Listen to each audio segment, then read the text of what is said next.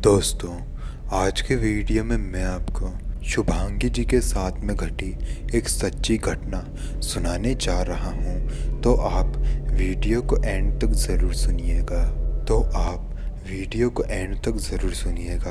Video पसंद आए तो वीडियो को लाइक करें और कमेंट करके बताएं कि अगले वीडियो आपको किस टॉपिक पर चाहिए।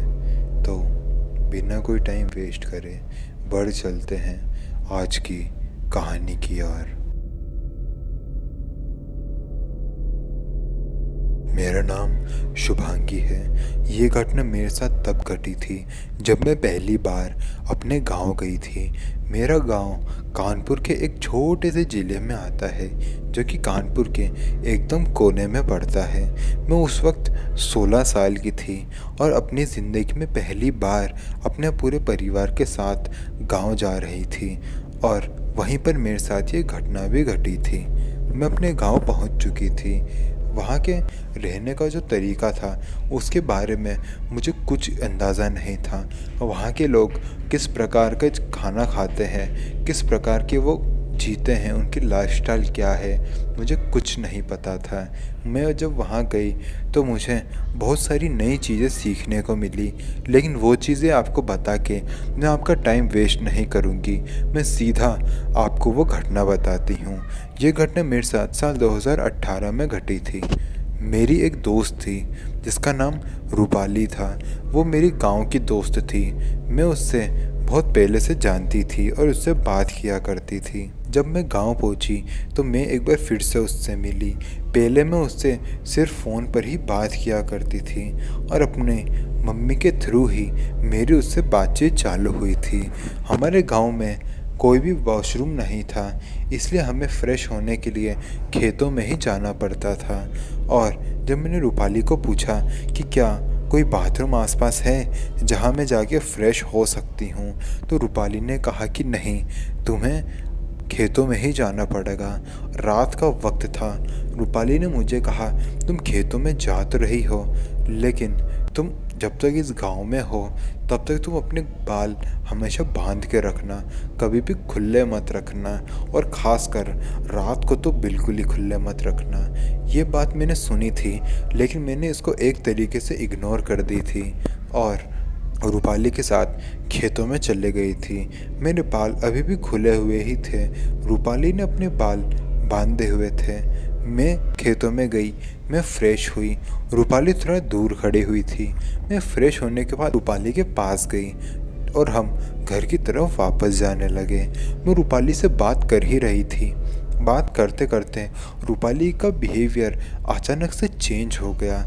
पहले वो बहुत आराम से और प्यार से बात कर रही थी, लेकिन कुछ देर बाद जब मैं उससे कुछ और पूछ रही थी तो वो मेरे बातों का जवाब ही नहीं दे रही थी। वो मेरे आगे ऐसे चल रही थी कि जैसे कोई रोबोट हो और वो आगे चल रहा हो। मैंने उसको बहुत बार पूछने की कोशिश करी, रूपाली, रूपाली तुम ठीक हो ना? लेकिन रूपाली मेरी बात का कोई जवाब ही नहीं दे रही थी। रूपाली के हाथ में एक कैंडल भी थी। उस वक्त हम रात में गए थे तो रूपाली एक कैंडल लेकर चल रही थी। रूपाली जब मेरी बात नहीं सुन रही थी तो मैंने चिल्लाते हुए रूपाली को कहा, रूपाली, तुम मेरी बात क्यों नहीं सुन रही हो? किसी ने मेरे पीछे हाथ रखा। जब मैं पीछे पलटी तो मैंने देखा रूपाली मेरे पीछे खड़ी हुई थी। वो मुझे कह रही थी, मैं कब से तो तुम्हारी सवालों का जवाब दे रही हूँ, लेकिन तुम बार बार मुझसे ही सवाल पूछे जा रही हो। आखिर तुम्हें हुआ क्या है?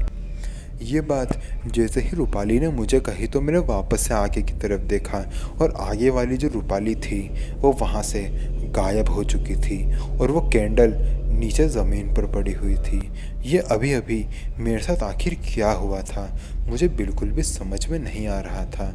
जब मैंने रूपाली को देखा तो मैं समझ गई थी कि मेरे साथ कोई ऊपरी मामला हुआ है।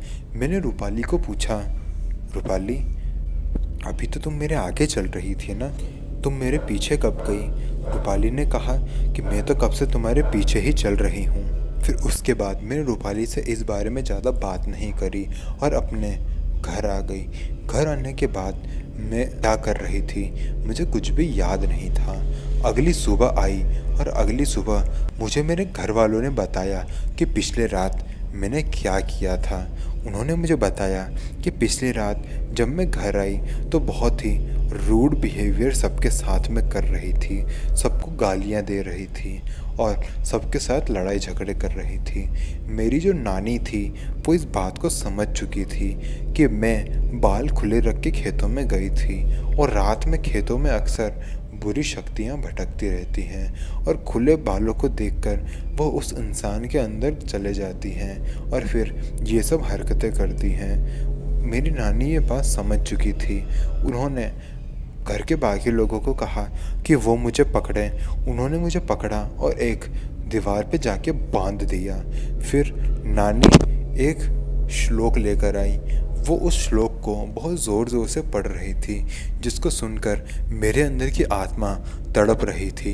मेरी दादी ने जब वो श्लोक ख़त्म किया तो मैं बेहोश हो गई। मेरे अंदर की जो आत्मा थी वो मेरे अंदर से जा चुकी थी।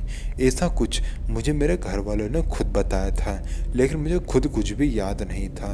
और मुझे इतना याद था कि मैं रात को खेतों से आई और उसके बाद क्या हुआ मुझे कुछ पता नहीं। और जब ये घटना मुझे मेरे घर वालों ने मुझे बताई तब मुझे समझ आया कि खेतों में मेरे साथ जो इल्यूजन हुआ था आखिर वो क्या था और इस गांव में कौन कौन से राज दफन हैं। ये घटना जो मेरे साथ हुई ये मैंने ज़्यादा लोगों के साथ शेयर तो नहीं करी, लेकिन रूपाली के साथ शेयर ज़रूर करी थी और उसने पहली ही बार में मुझ पर यकीन भी कर लिया था, क्योंकि वो इस गांव के बारे में अच्छे से जानती थी। खैर, इस घटना के होने के बाद ऐसी कोई घटना फिर से उस गांव में मेरे साथ नहीं घटी और सब कुछ स्मूथली चलता गया। और इस घटना के बाद मैं भूत प्रेत पर यकीन करना शुरू कर दिया। तो दोस्तों, वीडियो अच्छी लगी तो वीडियो को लाइक करना ना भूलें, कमेंट करके बताएं कि अगली वीडियो मैं किस टॉपिक पर लेकर आऊं। तो मिलते हैं अगले वीडियो में, तब तक के लिए जय हिंद, जय भारत।